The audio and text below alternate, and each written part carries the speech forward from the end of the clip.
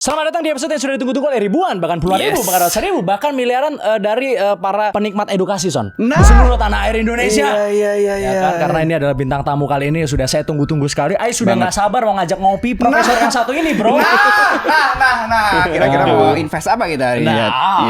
Punya bisnis apa dia? Bisnis apa? Bukan. Nanti kita ngopi abis ini ya. Iya. Kalau gitu langsung aja kita panggilkan. Ini dia Profesor Zulis. Terima kasih banyak, Prof. Sudah menyempatkan waktunya datang ke sini. Thank you so much. Sama-sama senang banget nih bisa hadir di sini memberikan berbagi lah ilmu dan berbagi. sebagainya. Gitu. Benar. Kita udah nggak sabar nih ingin menerima apa siraman edukasi ya, Son. Karena kita kan emang konten edukasi kan, Jadi. Kita kan konten creator edukasi kan emang. Nggak tahu kalau menurut TikTok sih nggak.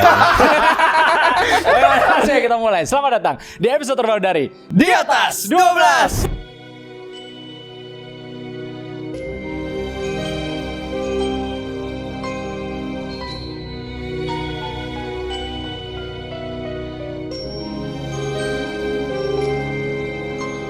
Saya udah gak sabar banget nih mau ngomongin banyak hal sama Prof Zulis. Karena Prof Zulis terkenal sebagai salah satu profesor yang suka ngomongin sains tapi campur dengan Al-Quran juga. Betul, ya.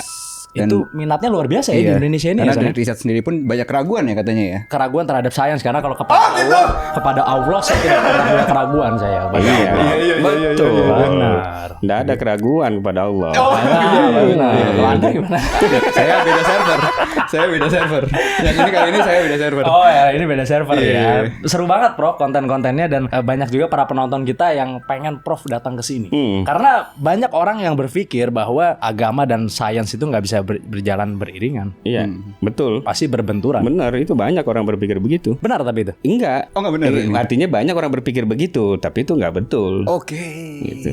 Kok bisa nggak betul? Agama atau wahyu, dalam ini wahyu dalam agama Islam atau Al-Quran itu sumbernya kan dari Allah, Zat yang Maha Mencipta. Sementara sains itu sendiri kan merupakan cara berpikir kita terhadap proses di alam semesta ini, yang juga alam semesta merupakan ciptaan Tuhan juga gitu kan. Betul. Artinya ini kan dua sumber kebenaran yang satu diturunkan lewat perantaran wahyu kepada nabi dan seterusnya gitu, kepada para sahabat dan sampai ke kita gitu kan. Kalau yang ini kan melalui hasil observasi cara berpikir kita terhadap alam semesta ini yang seharusnya itu beriringan. Harusnya beriringan. Nggak mungkin berbenturan gitu ya. Iya. Gitu. Kemarin sempat ada pembahasan yang menarik banget saya lihat dari Prof Zulis tentang babi dan keharamannya gitu. Tapi apakah babi itu diharamkan tanpa alasan kalau menurut Prof Zulis? Ya dengan alasan, baik jelas sekali kan. Kalau dalam Al-Quran itu kan hurimat alaikumul maitata wadama walahmal khinzir wa ma uhilla li ghairillahi dalam surat Al-Maidah ayat 3 itu kan jelas diharamkan mayat atau bangkai, kemudian darah dan juga babi dan segala sesuatu yang disembelih bukan atas nama Allah. Nah, babi ini jelas ya dalam Islam itu ada semacam alasan atau ilat kenapa suatu larangan itu terjadi. Misalnya babi diharamkan, gitu. Pasti ada sesuatu yang tidak baik buat manusia gitu kalau ketika dikonsumsi. Nah, kita tahu kan bersama bahwa di dalam babi itu sendiri ada bakteri patogen, kemudian ada juga cacing pita, ada bakteri Trichinella gitu kan, dan banyak lagi yang zoonosis yang bisa menimbulkan penyakit zoonosis lain gitu kan. Nah ini aja sebenarnya sudah cukup gitu untuk menjadikan bahwa memang babi itu punya potensi yang buruk buat kesehatan manusia. Oleh karena itu diharamkan. Namun ternyata secara teknologi itu semua bisa dihilangkan. Cacing pitanya bisa dihilangkan. Semua bakteri patogennya juga bisa disterilisasi. Dengan standar peternakan sekarang udah bisa diatasi semua lah ya. Senyumnya jangan lebar-lebar. Senyumnya jangan lebar-lebar. Iya, Prof gitu.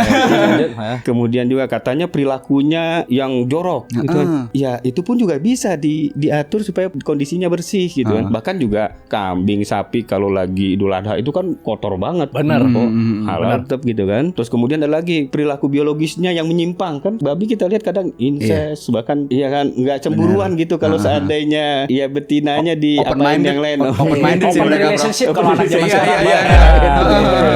Yang nanti akan menimbulkan sifat tadi jayus katanya. Jadi kalau seandainya pasangan kita diapa-apain orang, kita tidak ada rasa cemburu gitu.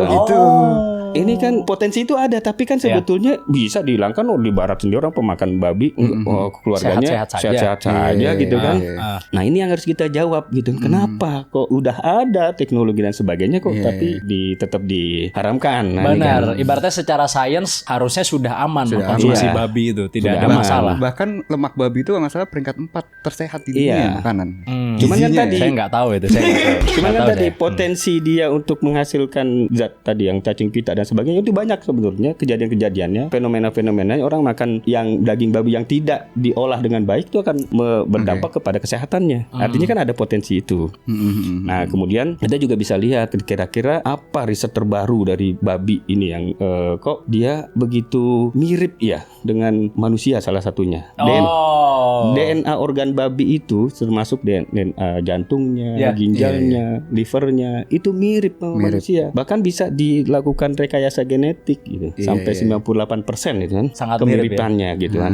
Nah, karena itu dicoba untuk xenotransplantasi, dicangkok gitu. Cangkok organ jantung ini ke manusia. Dilakukan di University of Maryland, School of Medicine-nya. 2 orang dokter, salah satunya dokternya Muhammad Muhyiddin itu yang sebagai kepala ininya terhadap 2 orang pasien namanya David Bennett yang laki ini dan Lawrence Fawcett. David Bennett ini bisa bertahan dengan jantung babi yang sudah direkayasa tadi sampai 2 bulan. 2 bulan ya? Berhasil. Wah. Kemudian si Lawrence Fawcett sampai 3 minggu cuman dia. 3 minggu. 3 minggu. Tapi kan artinya ini ke depan kalau seandainya teknologi rekayasa genetika udah begitu maju bisa 100%. Kita udah mirip berarti dengan babi gitu.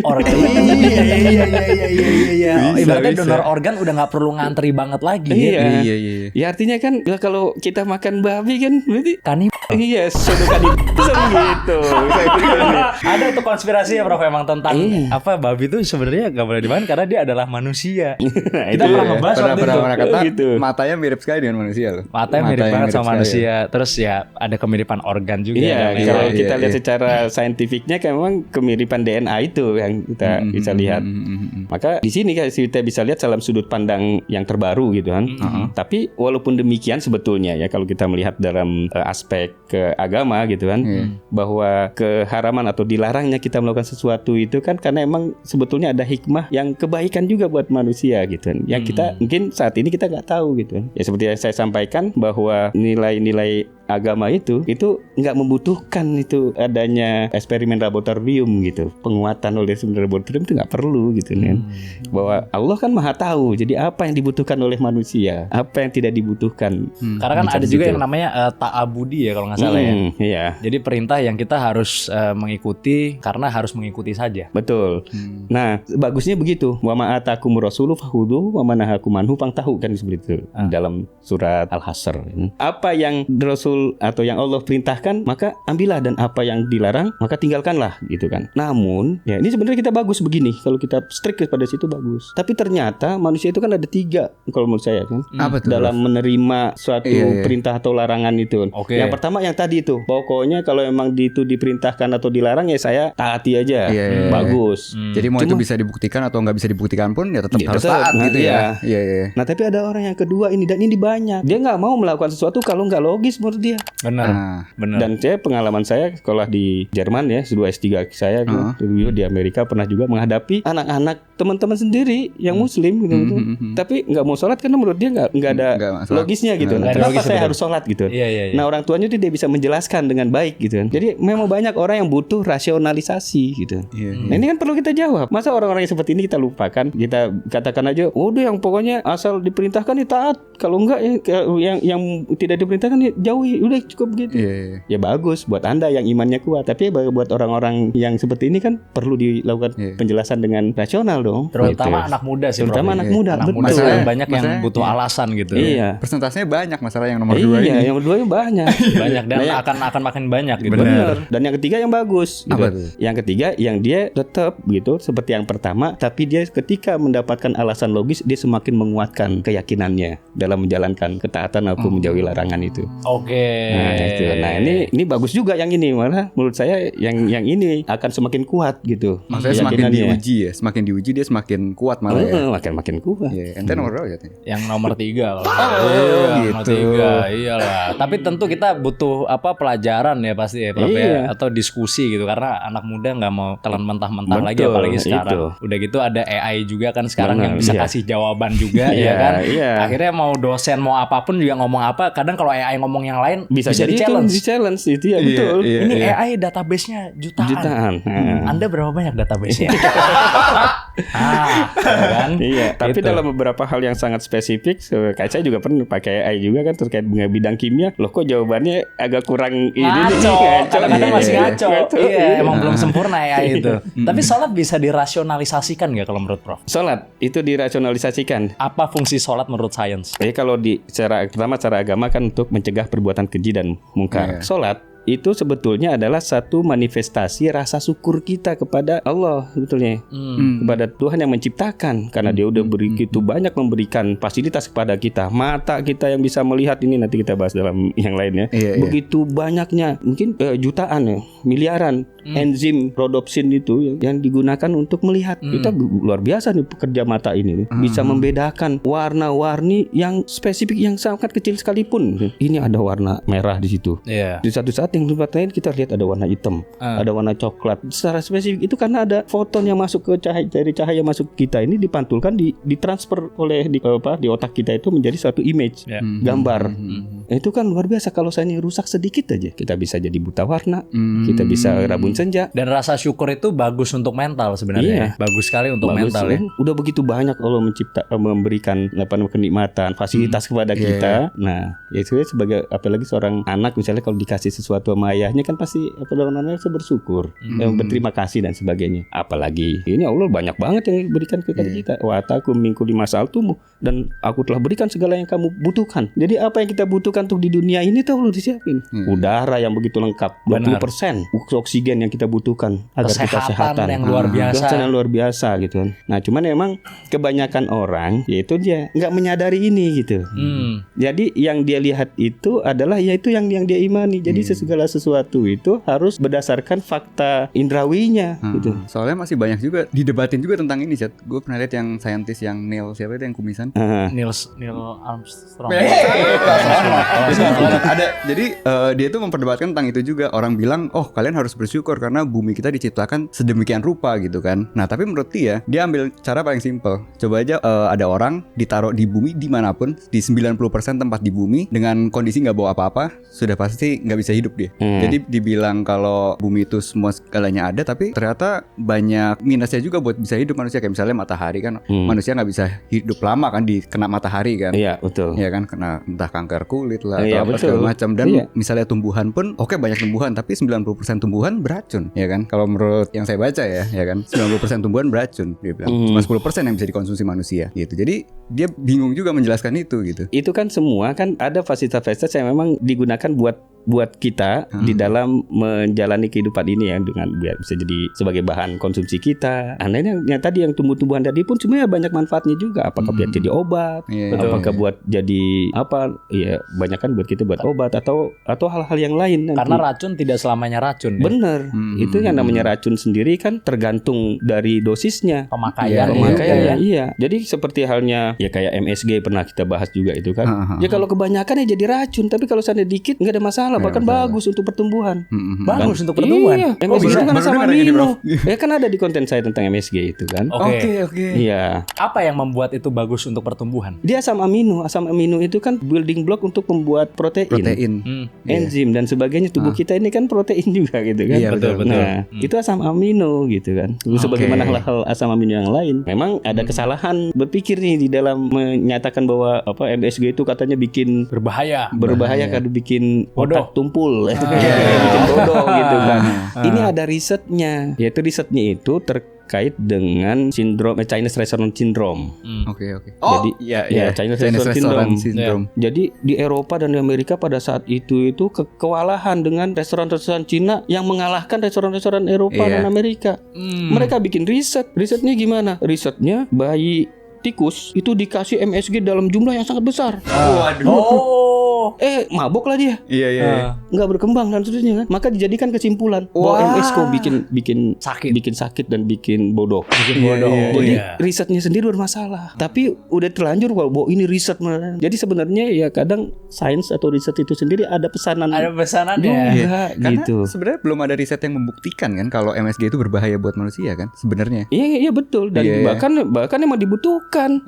Dalam jumlah tertentu dibutuhkan. Dalam jumlah banyak emang seperti halnya garam. Garam berbahaya nggak? Bahaya kalau terlalu banyak. Nah, betul. Kalau sedikit kan jadi enak dan kadang memang kita dibutuhkan butuhkan. bahkan. Iya kita butuhkan garam itu, mineral-mineral itu. Kalau nggak ada garam dalam tubuh kita ini, kita nggak bisa berdetak di jantung. Benar. Nggak bisa berpikir nih otak. Iya benar. Tapi kalau kebanyakan hipertensi. Benar. Iya, parah. Masalahnya di pemrosesannya sih masalahnya. Kalau garam yang table salt ini ya, garam dapur ya, kadang prosesnya terlalu banyak gitu kimianya. Jadi esensi garamnya sendiri kadang hilang. Tapi kan sekarang garam udah ada banyak lah, ada yang garam dari Himalaya, ada apa ya, tinggal pilih-pilih aja. Garam ya penting juga sih. Penting banget. Benar. Bahkan untuk orang yang berolahraga sekalipun kadang butuh garam juga tuh. Benar. Kan kadang orang yang diet kan bener-bener nggak mau makan garam sama sekali. Iya, sebenarnya garam ini kalau seandainya kita kebanyakan itu dia punya sifat tuh menarik air. Jadi kalau mau diet gitu kan, emang betul turunin garam karena kalau seandainya dia banyak makan garam itu kan butuh air banyak. Jadi kalau airnya nempel banyak di badan kita itu nih kayak saya nih banyak juga nih air doang tapi itu bro ya. Air doang gitu. Iya dan lemak juga ada.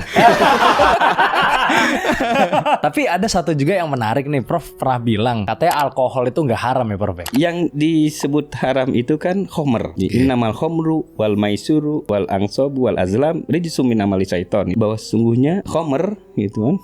Khomer nih itu adalah perbuatan setan, maka jauhilah najis man. Najasun, rijisun min amal setan. Najis dan dari amal setan. Jadi di khomernya itu apa? Dalam satu hadis disebut bahwa khomer adalah sesuatu yang memabukkan. Sedikit atau banyaknya, maka dia haram. Jadi khomer sedikit atau banyaknya. Jadi minuman yang kita memang sengaja untuk memabukkan.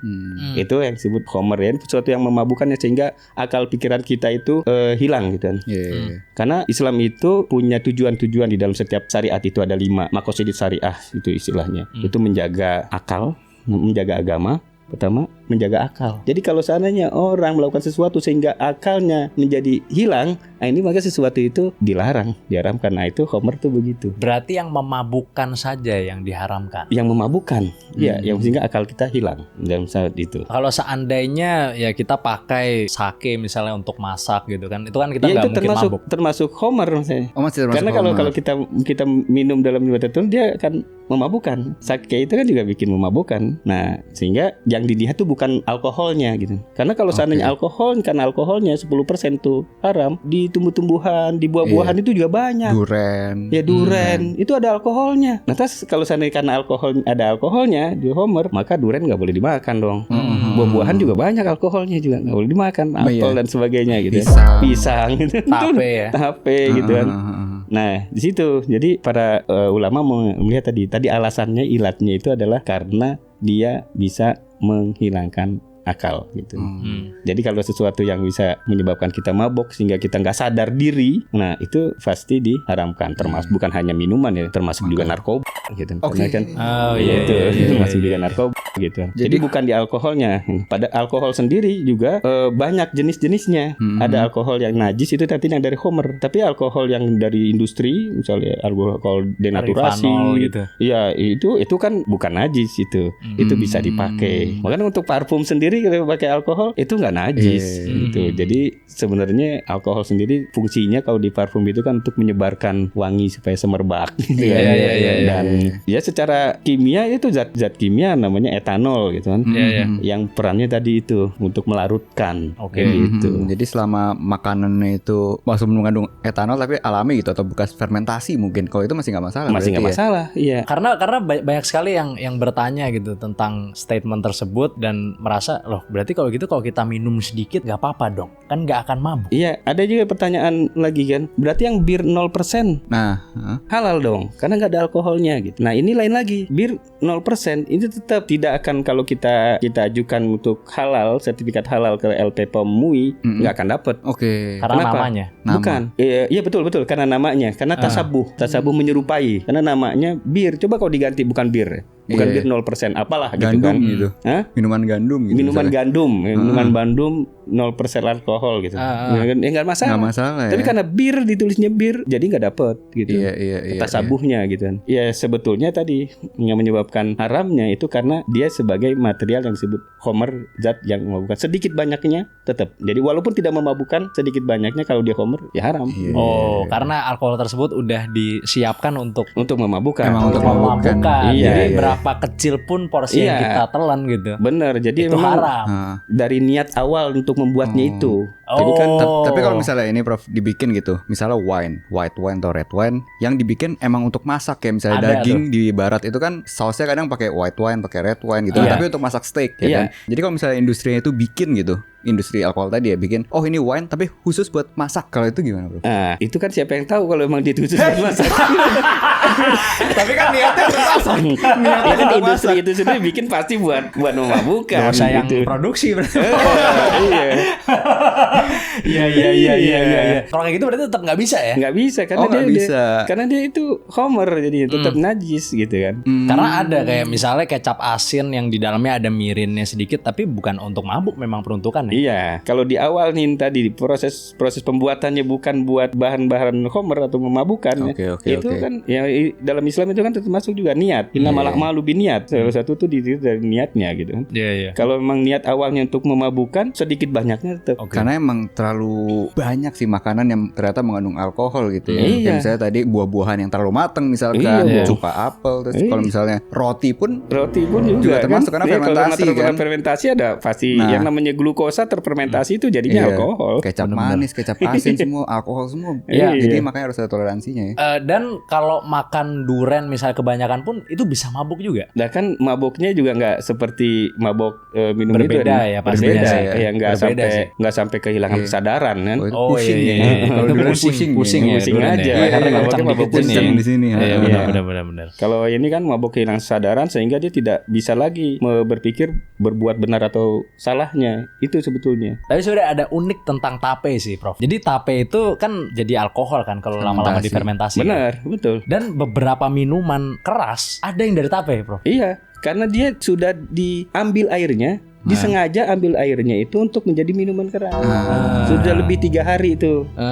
Nah, difermentasi lah ya. difermentasi lanjut gitu kan. Jadi sebetulnya kan kalau di tape itu kan pada hari pertama itu mungkin kadar tapenya bisa 0,5%, kemudian hari kedua jadi 3%, hari ketiga itu jadi 10% gitu. Iya. Bahkan ini Pas 15% udah masuk lebih, botol. lebih besar lagi terus disaring terus dijadikan minuman. Nah, itu yang jadi makanya tape itu sebaiknya tidak diminum setelah 3 hari lebih. Oh gitu. Jadi karena itu udah alkoholnya lebih dan bisa memabukkan. Anda memang sengaja mau mabuk lah Iya, gitu ya. gitu, Iya, benar. Sekarang mending kita masuk aja ke segmen baru ini Son, yaitu adalah segmen fakta atau hoax dari sisi science ya kan. Let's go. Ini saya akan melempar beberapa statement Prof ya kan, di mana statement-statement ini tuh akan nanti Prof akan jawab apakah menurut Prof ini adalah fakta atau hoax gitu ya. Oke. Nah, yang pertama nih Prof, menjilat jari setelah makan pakai tangan kosong itu bagus karena di jari ada enzim pencernaan yang bisa bikin makanan lebih mudah buat dicerna. Nah, itu hoax. Hoax ya? Hoax. Oke. Jadi di tangan kita ini tidak ada enzim. Bagaimana ada enzim di sini? Adanya keringat, yang Bakteri. juga ada bakteri. Ada bakteri baik mikrofloral juga itu yang bertugas untuk melindungi kulit dari serangan bakteri yang lain juga. Kalaupun ada zat yang mencerna itu di tubuh kita, bisa di saliva, ada enzim amilase itu yang nanti akan memproses pemecahan ya glukosa itu kan, karbohidrat menjadi glukosa. Nah. Karena ada tuh kalau nggak salah, kalau bisa jilat tangan setelah Nah, makan iya, gitu. Pernah ada dengar emang nggak, Prof? begitu, pernah dengar.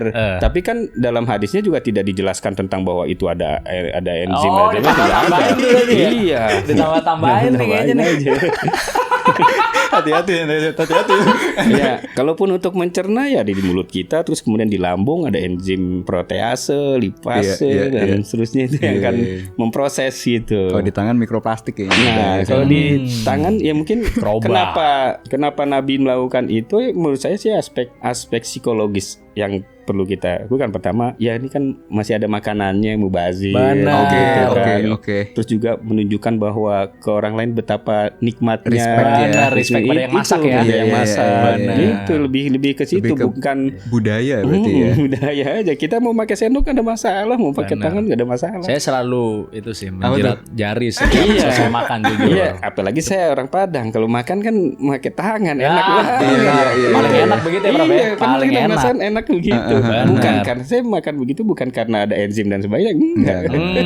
Karena emang enak aja begitu aja. ya, Iya. dan kebiasaan gitu ya. Iya.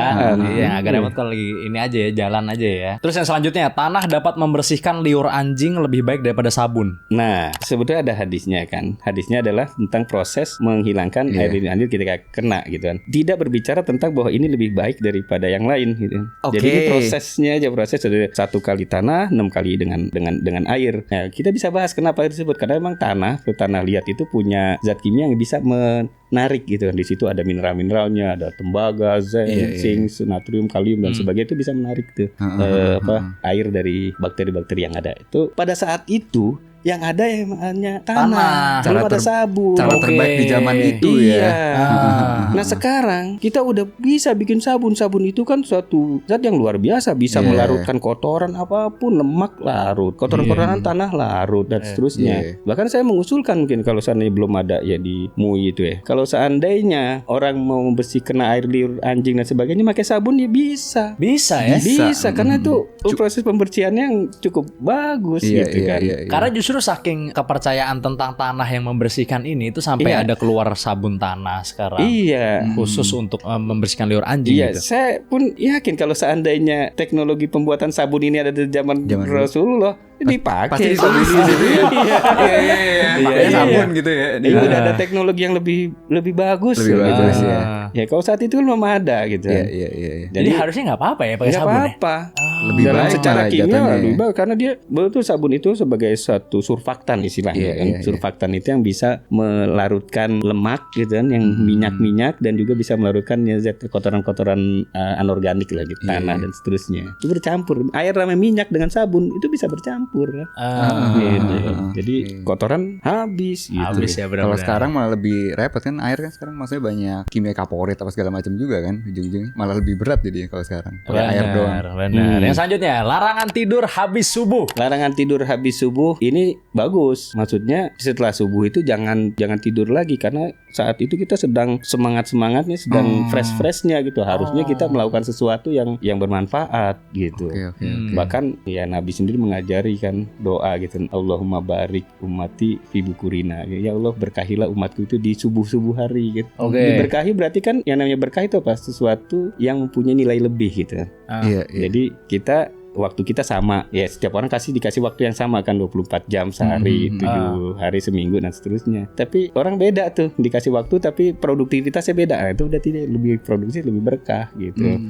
Nah ya kalau larangan orang habis sholat subuh dia tidur lagi gitu kan, sayang waktunya gitu. Jadi yang harus ya lebih banyak produktivitas yang harus diberikan, kecuali orang-orang yang kerja shift. Shift malam misalnya. Shift malam dan sebagainya itu ya dia perlu mau nggak mau dia kan, karena emang dia produktivitasnya di malam hari gitu kan. Gitu. Nah yang selanjutnya nih, mengkonsumsi darah atau marus itu tidak baik bagi tubuh. Fakta atau hoax? Itu fakta ya. Fakta itu betul gitu. Jadi emang dalam Islam sendiri dilarang kan mengkonsumsi darah. Di ayat yang tadi itu diharamkan bangkai, darah juga termasuk. Kenapa? Karena memang darah ini adalah di dalam tubuh kita itu sebagai zat mentransfer berbagai macam yang kita butuhkan, seperti oksigen untuk menghasilkan energi, kemudian juga banyak zat-zat ya, obat-obatan atau apapun yang kita konsumsi itu banyak di situ. Dan dia juga ada menghasilkan sekresi dari hasil metabolisme tubuh kita ya, seperti urea kah atau zat-zat hasil ini ya, glukosa dan sebagainya, itu ada di situ.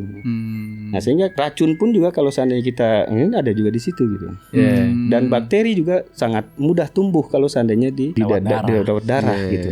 Nah ini jadi sebetulnya kan kenapa darah diharamkan, salah satunya karena juga sebagai potensi untuk transfer penyakit. Betul. Salah satu yang kotor lah ibaratnya gitu sebenarnya gitu. Kurang lebih kayak kayak babi tadi ya, karena kan sekarang misalnya banyak obat herbal, misalnya darah ular yang dipakai untuk misalnya kesehatan gitu kan. Iya, itu. Walaupun ntar teknologi juga udah maju dan bisa mengatasi negatif-negatifnya, tetap nggak bisa tapi ya. Intinya berarti darah ya seperti ini aja ya, seperti salah satu zat yang kotor yang ada di tubuh hewan tersebut. Bener, gitu ya. Iya. Jadi sebaiknya jangan dikonsumsi gitu. Karena kecuali mungkin darah yang nempel gitu, yang nempel di daging kan, kalau kita Idul Adha tuh kan atau kita potong kan masih ada darahnya kan, darah sedikit gitu kan. Bukan darah yang kita makan, darah sedikit itu tidak masalah. Karena apalagi kalau kita ngomongin soal hewan ternak diberi apa namanya paracetamol ya, antibiotik. Diberi antibiotik ya kan.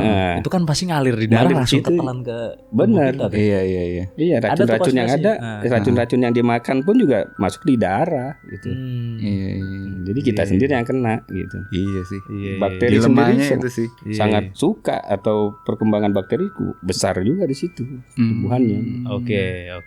Ada juga yang menarik nih tentang emas. Apa sebenarnya alasan logis laki-laki itu nggak boleh pakai emas? Ada alasan yang mungkin pernah dengar juga, laki-laki nggak boleh pakai emas itu karena dia akan menjadi nanopartikel yang masuk ke dalam pori-pori kulit, masuk ke pembuluh darah, beredar dan pembuluh darah menjadi racun dan penyakit. Jadi logam lah di dalam tubuh kita. Wanita nggak apa-apa karena ada siklus bulanan. Benar.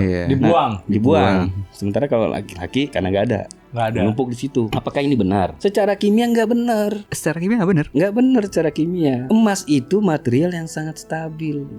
Kita tahu nih bahasa kimianya, potensial reduksi standarnya itu tinggi, nggak akan mudah teroksidasi. Dengan asam, kita tahu asam keras tuh yang pernah diguyur ke siapa H2SO4. Iya, H2SO4 asam gitu. Sulfat, ya. Asam sulfat gitu kan ke Andri Yunus ya. Iya. Itu sampai begitu kena kulit, tapi emas stabil, nggak berubah emas. Maksudnya nggak akan terserap tubuh? Enggak akan larut, nggak akan rusak emas masuk nggak akan copot-copot gitu ya? Nggak akan larut, nggak akan rusak lah. Tetap cincin, gelang emas sama segitu juga tetap utuh. Nggak mungkin serpihannya masuk ke dalam gitu ya. Apalagi keringat kita cuman asam laktat doang, asam yang lemah banget, nggak akan mungkin melarutkan menjadi nanopartikel dan sebagainya gitu kan. Nah ini yang saya meluruskan bahwa itu hoax gitu. Nah, tapi hadisnya ada. Hadisnya itu yang mengatakan bahwa emas dan sutra dilarang untuk laki-laki kami. Jadi emas dan sutra. Jadi di sini kan sutra ini emas berarti kan apa? Gandengannya perhiasan.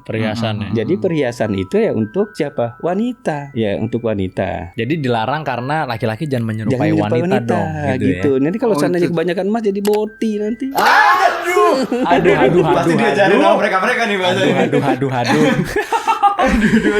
Gitu ya, berarti kalau misalnya dibilang katanya partikelnya bisa masuk ke dalam kulit, itu tidak mungkin terjadi ya? Never. Kalau untuk dibuat nanopartikel itu di laboratorium kimia, dan itu pun susah banget, lama banget. Kita harus reaksikan dulu dengan aqua regia, air raja gitu sampai larut tuh emasnya. Terus kemudian kita bikin sekompleksasi, pusing lah pokoknya deh. Baru kita reduksi menjadi emas yang dalam ukuran yang sangat kecil banget, nanopartikel. Itulah yang dijadikan sediaan di kosmetika dan sebagainya, yang katanya akan merusak. Nah, kalau dibikin dulu, jadi dibikin serbuk dulu, tapi serbuknya kecil banget, itu susah banget bikinnya.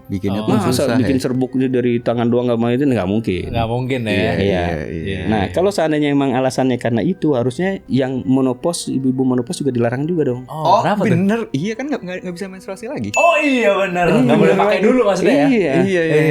Selamanya bahkan nggak boleh pakai lagi maksudnya. Iya kan, harusnya nggak pakai lagi dong. Tapi nggak ada larangan, tetap perempuan kan. Iya kan, tetap boleh ke perempuan. Laki-laki jadi anggapannya bukan itulah berarti harusnya alasan alasannya karena laki-laki tunjukkan kelaki-lakiannya. Aku harus menjadi lelaki sejati yang seutuhnya lelaki. Tangisku buang, dadaku busungkan, luka dan deritaku sembunyikan. Tapi kalau 1-2 kayaknya nggak masalah deh. Kalau 1-2 doang itu perhiasan gitu. Mungkin ada toleransi 1-2. Tetap nggak boleh gitu ya. Boleh lah, tetap nggak boleh. Misalnya di atas 2 baru kamu kayak perempuan gitu. Nggak gitu ya? Enggak. Enggak. Apa kalau emas putih gimana? Masih nego.